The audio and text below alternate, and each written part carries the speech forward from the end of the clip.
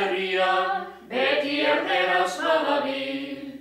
Alperrik esan soy baskongado, erdaldununtza da hori. Jainkoak nahi du mintza gaitzara, bakoitza beren izkeran. Dos txarrak dotxez egiten dabe, baita Frantzian frantzeraz.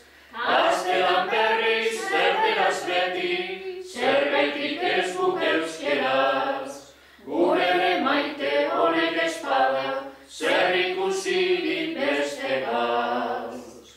Ez dago hemen zuri ez bantzik, ez dago politikarik. Euskaldun danok euskaran alde, egitea da bakarrik. Ez dezan inor goztik gozetu, jangoikoaren gudari.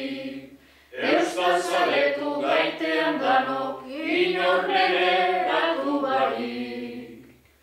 Ikasi daigun erderaz frantzez, naiz inglesaren herria.